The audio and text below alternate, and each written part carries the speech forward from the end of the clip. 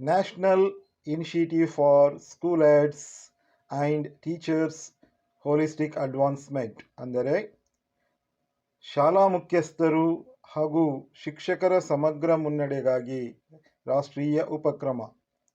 ಭಾರತ ಸರ್ಕಾರ, ಕೇಂದ್ರ ಶಿಕ್ಷಣ ಸಚಿವಾಲಯ ಹಾಗೂ ಕರ್ನಾಟಕ ಸರ್ಕಾರದ ಸಾರ್ವಜನಿಕ ಶಿಕ್ಷಣ ಇಲಾಖೆಯ ನೇತೃತ್ವದಲ್ಲಿ ನಡೆಯುತ್ತಿರುವ ನಿಷ್ಠಾ ತರಬೇತಿಯು ಶಿಕ್ಷಕರಿಗೆ ತಮ್ಮ ವೃತ್ತಿ ದಕ್ಷತೆಯನ್ನು ಹೆಚ್ಚಿಸಿಕೊಳ್ಳಲು ಅನುಕೂಲಕರವಾಗಿದೆ.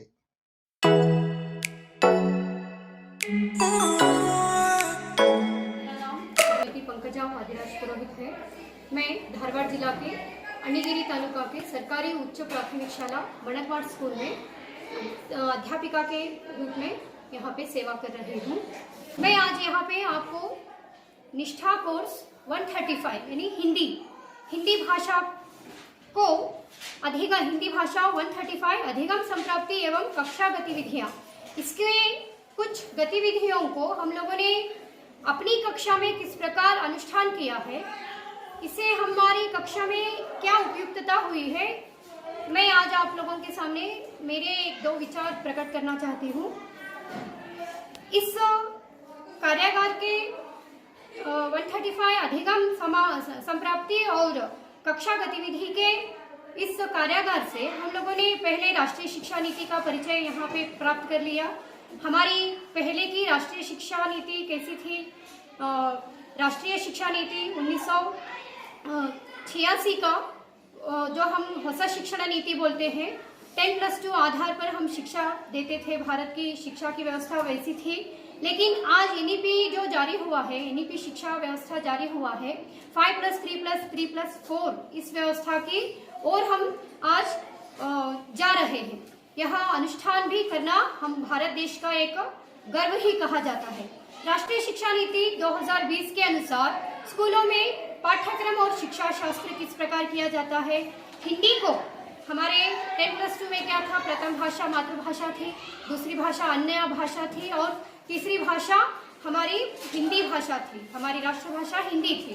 हिंदी इस तृतीय हिंदी भाषा को तृतीय भाषा के रूप में अध्ययन करने की चर्चा भी वहाँ पे किया जाता है और अधिगम संप्राप्ति का विशेष रूप से वहाँ पे परिचय दिया गया है।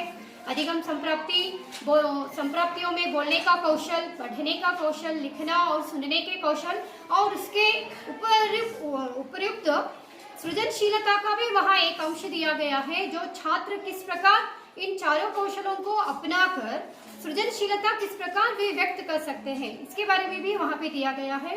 भाषा देखो यहाँ पे भाग्य लक्ष्मी ने स्वराक्षरों को अ से लेकर अ और एक बार पढ़ो भाग्य। अ आ इ ई उ ऊ ऋ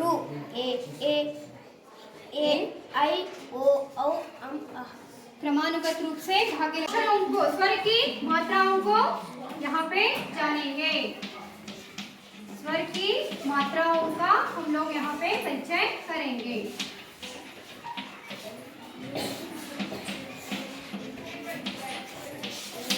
देखो बच्चों, हम लोगों ने जाना है कि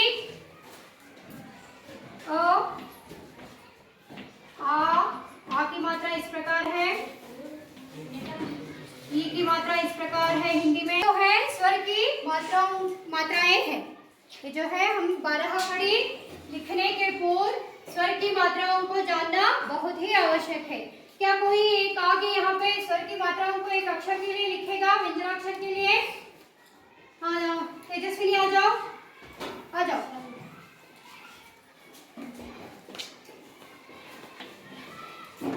क अक्षर के लिए तुम आगे से मात्रा लिखता जाओ। यह क्या है? क। यहाँ से शुरू करो, यहाँ से शुरू करो। क है भी, तुमने लिखा है, एक बार पढ़ के दिखाओ। क का की कु खु कृ के कई को कौ कम कह। Yes, very good. देखो अगर हम स्वर मात्राओं को